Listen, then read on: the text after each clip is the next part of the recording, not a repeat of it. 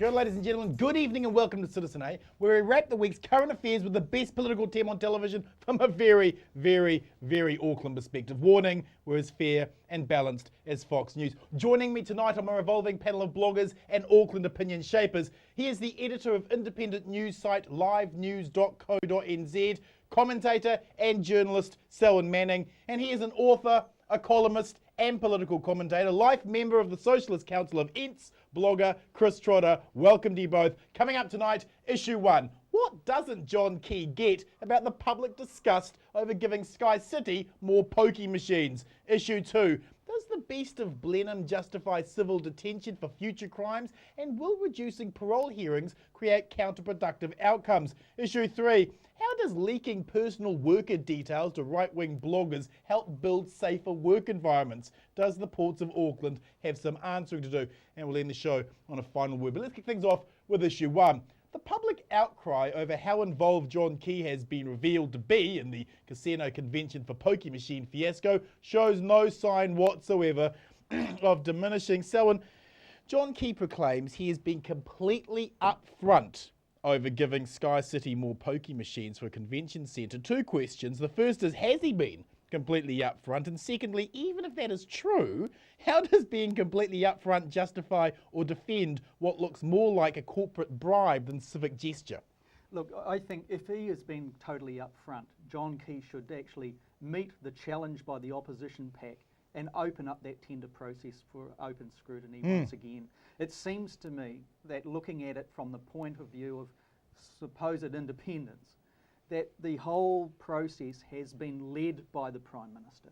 When you get a Prime Minister involved in a tendering process that has an ideal of independence as its principle, well then there is no independence on that. And certainly what we do know of the conversations, they have taken that line where you do this and we will do this as far as the law is concerned so you can get more pokies on your site.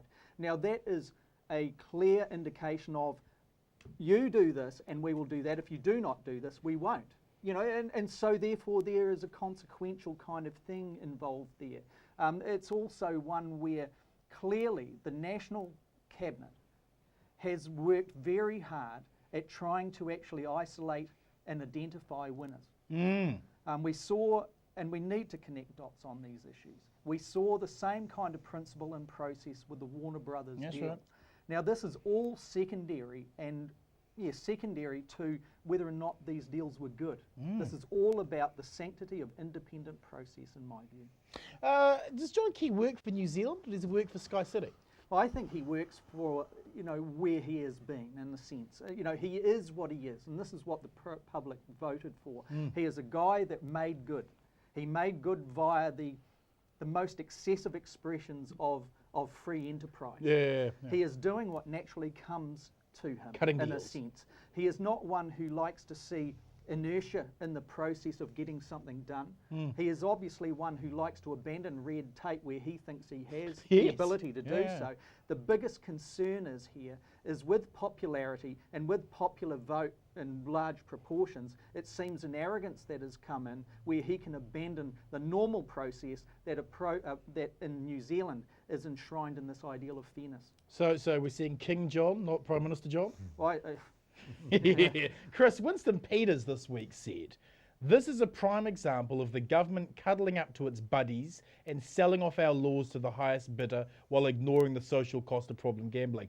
Is New Zealand legislation up for grabs to the highest bidder?" Well, it's very hard to avoid that conclusion, particularly after, as Selwyn has reminded us, the Warner Brothers exercise. I mean, this seems all of a piece with that. Now, the difference between these two things is that The Lord of the Rings and now The Hobbit are enormously popular. The depiction of New Zealand in The Lord of the Rings did wonders for our tourism. Let's face it, come to Middle Earth. And people loved that. They loved the movies. You know, there's something odd about New Zealanders that they really respond to sort of having history injected into their landscape, because I think a lot of Pākehā New Zealanders really do feel that there isn't any. That's right. You know, that's so right, that's right. so to have pictures Yep. of New Zealand with knights on horseback is somehow reassuring to us. Our psyche. Yeah. Goodness only knows why. But leaving that aside, that was popular. The way that Peter Jackson and his friends Manipulated.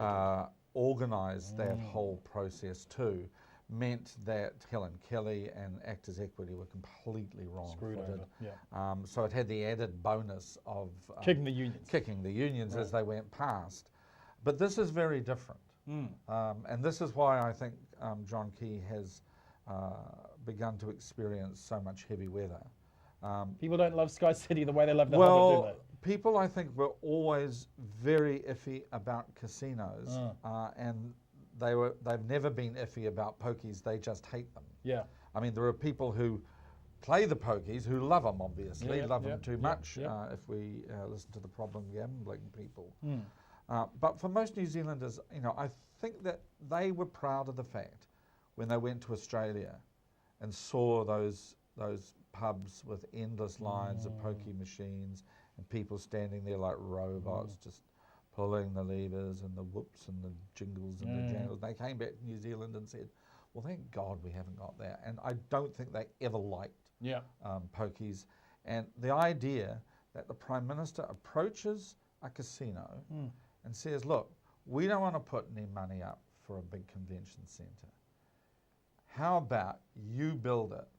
And we know that they don't make any money, which is a bit of a worry as far as admissions go. Convention centres. Anyway, yeah, right? Yeah. We know they don't make any money, so we'll let you offset it by having a few more pokies.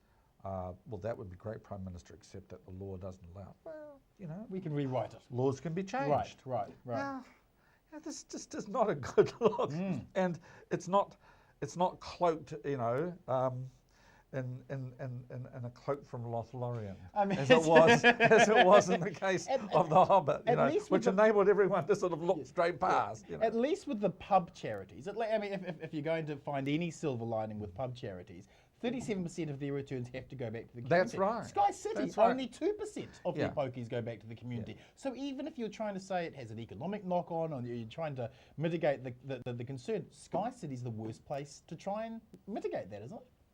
Well, I mean, there are so many things wrong with this. I mean, and as far as the public's concerned, you know, I think they accept the casino as a given. I mean, there are casinos now across the country.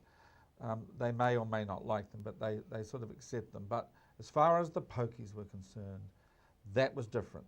The whole thrust, ever since they arrived, has been towards taking them out again. Yep. And the idea that the Prime Minister can be quite so relaxed about, you know, another 300 or 400, oh, well, they'll all be in here, so it'll be okay. And actually, the numbers are going down. Yes, Prime Minister, that took a huge amount of effort. And now you're planning to sort of undo all that good work by throwing another 300 or 400. What's wrong with his political antenna? I mean, this is a man who many pundits stood around in his first term just aghast at how he was able to effortlessly move everything along. Suddenly, his antenna is completely off. Well, I think there's a real disconnect between a lot of people on the right and the rest of the New Zealand population in terms of their relative positions on gambling. Right. Don't forget, it was the new right, as they were called, back in the 80s, that opened up gambling to New Zealand over the objections of a great many That's right. New Zealanders. The right has never really been able to see the problem. I mean, I heard Neville Gibson from the NBR on the radio the other day. I mean, he was just talking about this as if it was just, you know, as if it was baked beans he was talking about, just a product. It's got no moral kind of, you know, ramifications attached to it at all. Social conservatives amongst national voters would have Well, you equivalents, would wouldn't think so, but there are fewer and fewer of those now. I mean, the old social conservatives, you know, the anti-abortion and anti-homosexual, there's not a lot of them around anymore, not in Parliament anyway. And so I just think there's a blind spot there for people like Joyce and the Prime Minister. They don't see what the problem is. And I think they still don't see what the problem is. What's the matter with people? This is a good deal. I should be getting, you know, patted on the back here. Selwyn, how could the other convention centre bids by Infotel, Auckland Council and ASB Bank have had any hope of success when John Key was personally offering exclusive deals to the casino, to Sky City? Well- How could any of them? Well, you've got Ministry of Economic Development is supposed to do this process, and once again, let's have a look at that process and see what kind of influence was there. If there was nothing untoward going on, well, why doesn't the Prime Minister allow that? He said that this week that he wouldn't allow that. Now, the whole thing smacks of ethical judgment gone wrong. For whatever reason, only the Prime Minister would know that, no doubt. But it does seem like there are strange kind of positions being taken by John Key on different issues. Even this week, on his tour to Indonesia and on his tour to Singapore, the Prime Minister said on Radio Live, there's much that New Zealand can gain from Singapore. They're just like us. You know, they are successful and they want to get ahead. Well, I'm sorry. It's an authoritarian regime in Singapore. Yes. It also, it's the way it treats its immigrant labour force is appalling. The regulations aren't there to protect their lives, let alone their livelihoods. That is not the New Zealand way. The other thing is New Zealand, does it really want to become some sort of South Pacific version of Southeast Asia's Singapore, a nation that has a reputation of having clean streets, but at what cost? I think we have to look at really what the Prime Minister is saying here. If he is saying that he is going to lead New Zealand into a situation where it can embrace some of the successes and the gains that Singapore has achieved, well then let's look at the ethics behind what he is suggesting, the means in which New Zealand would do so. Chris, taxpayer-funded deals for MediWorks, Warner Brothers and Sky City have all been passed while the country is in economic difficulties. Explain why welfare for poor people is bad, but corporate welfare we can't write the cheques fast enough for. Well, I mean, in the mindset of the right, MediaWorks and Warner Brothers are wealth creators, they're job creators. And so naturally governments assist people who are going to create wealth and create jobs. Whereas people on welfare are absorbers of public money, Right. and return nothing for it. That's the way they are perceived. So you don't give them any money, well, no more than you are absolutely required to. And for the big corporates, well, We just tell us how much, and we'll That's see right. what we can scrape That's right. together. Question to both of you. The Greens Register for Lobbyists is an attempt to track the influence on legislation. But can public scrutiny pressure governments to limit that influence when it's as blatant as the Sky City deal? I mean, here you've got the government's quite open about the fact that they've It allowed may it. have some gains as soon as the national PAC realises that its popularity had reached its zenith and it's actually on the downward slide. That the tipping point may have been some of these weird judgments that the Prime Minister has drawn them into. That may be the condition that actually causes some sort of change. Chris? I don't think we'll see any material shifts in the conduct of this government until their numbers in the polls begin with a 3. Thank you, panel. Moving on to issue 2. Notorious child rapist Stuart Murray, the Beast of Blenheim, is set to be released from prison, sparking angry demands for a means to keep those the parole board deem a high risk of reoffending in prison. At the same time, parole boards announce they will cut back on parole hearings. So when our system of justice punishes for crimes you have committed, can it ever justify imprisonment based on future crimes you haven't committed yet? You know, there's a real human rights dilemma in this type of argument. And to go back to those principles of whose rights you're trying to protect. It's a difficult one. When you consider that we have our judiciary has the ability to enforce preventative That's detention. right, detention, that's right. But retrospective moves on an individual who's served his time, Flies in the face of a lot of justice it and really legal history, doesn't challenges. So then we come back to the point where, let's get real. Is an individual, as you've mentioned here, is it assured that he's going to reoffend? And then does the state move to protect potential victims that at this juncture we do not know who they're going to be, but we know that it will happen, that it's assured. That's where it gets difficult, doesn't it? And how do you protect when perhaps at the beginning of a sentence it wasn't done in a way that would protect the public interest and individuals' interests? Gee, I reckon this one needs thinking through a lot more than what we have seen coming out of the judicial arena at the moment. Chris, isn't the problem here the lack of flexibility in our rehabilitation services? You cannot get access to rehab if you don't admit guilt. Many sexual abusers against children cannot admit their crimes, leaving them to do full terms with no rehabilitation whatsoever. Denying parole until someone admits their crime is fine, but to deny access to rehab because of that denial produces prisoners who have had no rehab whatsoever. Are we missing the point here? Well, I think New Zealand's penal system misses the point, not just on this issue, but on a whole host of issues. I mean, it's not something of which we can be very proud. I mean, there is a saying among practitioners of the law, judges, law lecturers, you know, better to let 10 guilty men walk free than imprison one innocent man.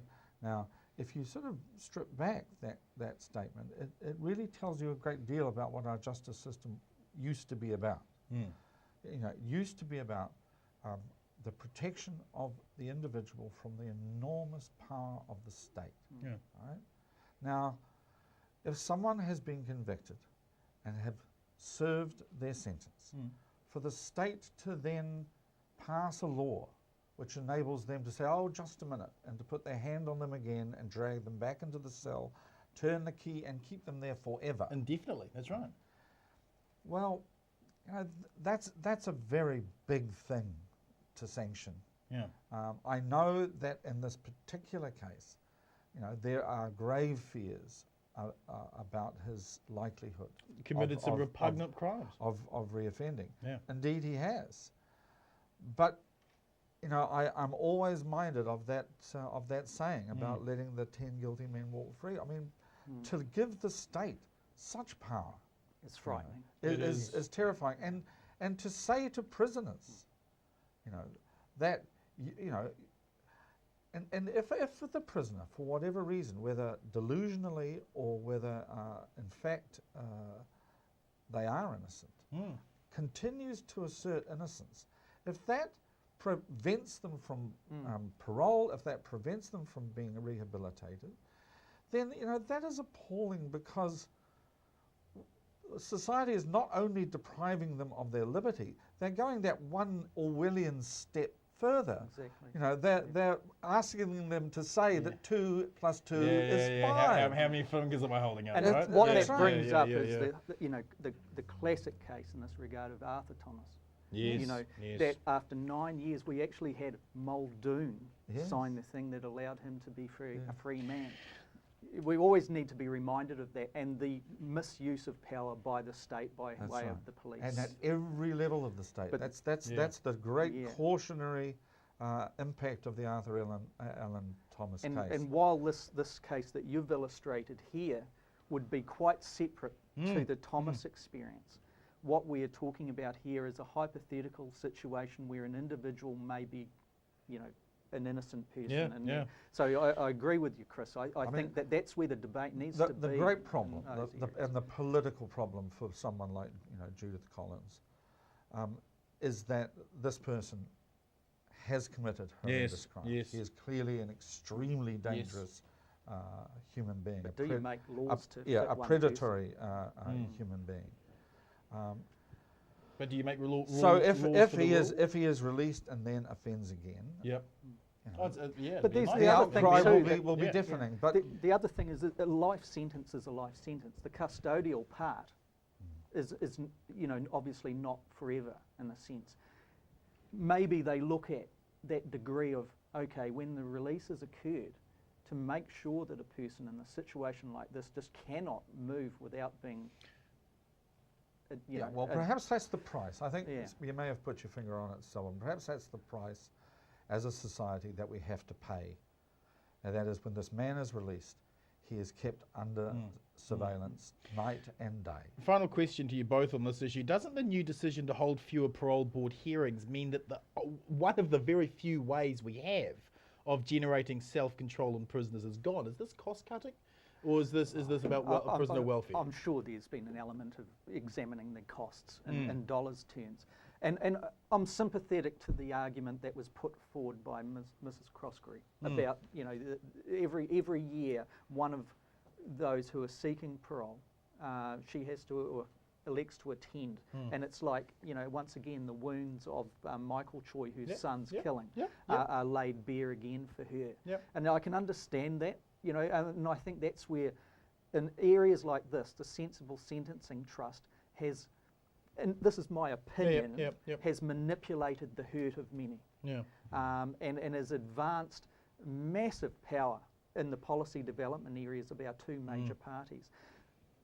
I think you're right though, Bomber. At the end of the day, why this? Why now? There doesn't seem to be widespread public outcry to actually address the parole hearings. The parole hearing and how often that occurs. It's costly. If you take away a prisoner's parole hearing, you're taking away one of the few mechanisms you have of enforcing self-control while they're in prison. Because at the end of the day, you can only run a prison with the prisoners who are agreeing to be there, right? Or you just have riots all the time. Or you have to devise a system of imprisonment which is so draconian, as they have in America, maximum security. Yeah, that any kind of activity is pretty much ruled out on the part of the prisoners. They become vegetables, essentially. I think this is indeed a victory for the Sensible Sentencing Trust. I think it's the Sensible Sentencing Trust which is behind this. And I don't think New Zealanders really understand the damage to the legal system, to the judicial system, to the penal system that the SST is responsible for, because our system is not about victims. That's not what's happening in the court. The state, on behalf of the victim and all of us, are mounting the prosecution against one of our fellow citizens. And there is a good reason for that.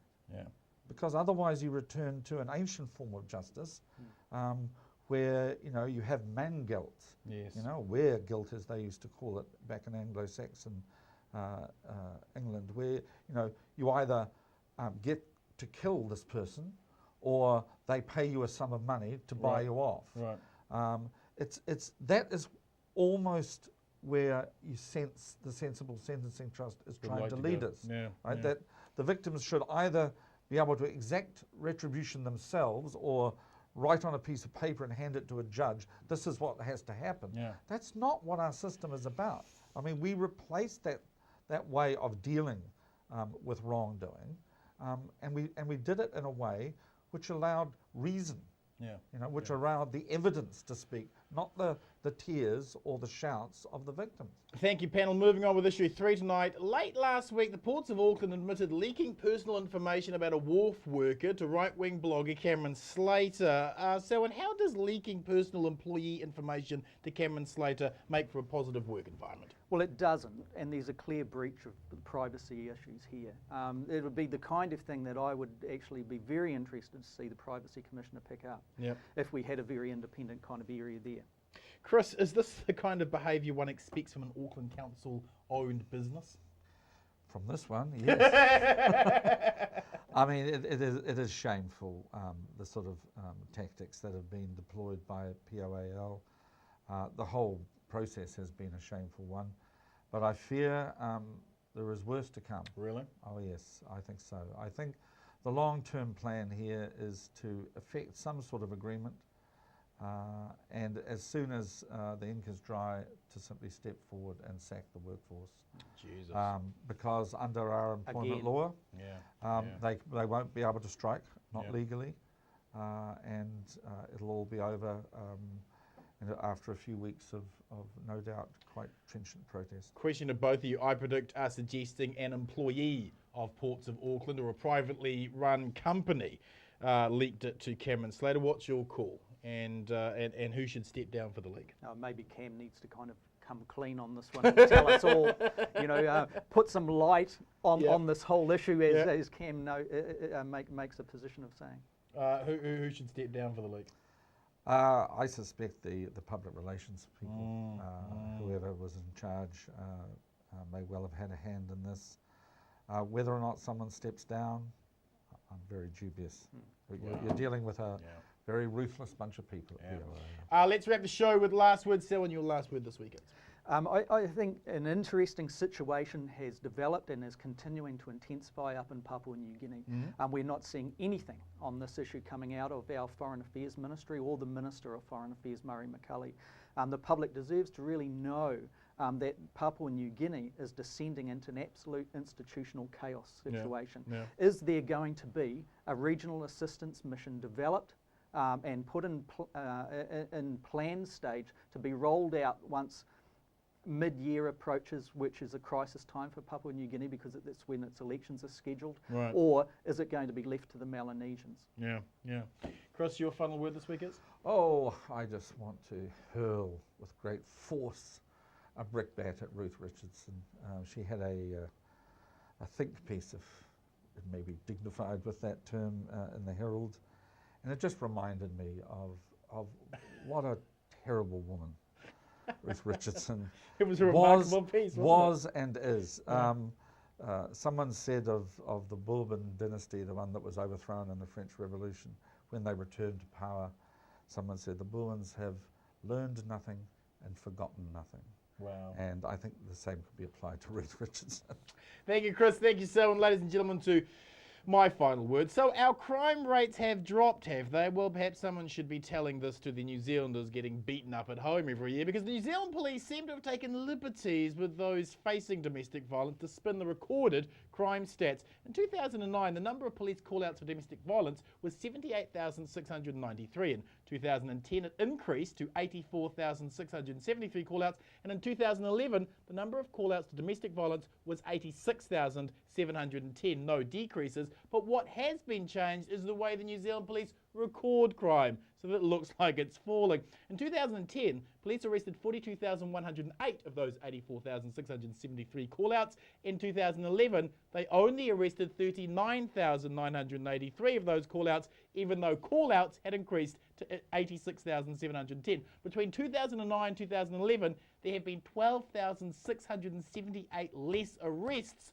which amounts to an eye-watering decrease of 31.7%. When the police were caught out manipulating these stats to create a decrease this week, they responded by announcing they are removing the stats altogether so they can't be measured at all. Going from spinning the domestic violence stats to hiding them altogether is about as acceptable as a full leg amputation to deal with shoes that don't fit. This is ridiculous nonsense from the New Zealand police, and suggests the It's Not Okay anti-domestic violence TV campaign should be changed to It's Not Okay unless you can hide the stats. If you like tonight's show, please join our Citizen A Facebook site and connect with other like-minded new citizens, and follow me on my Citizen Bomber Twitter and Facebook page. Thanks for watching, whānau. Good night, Aotearoa.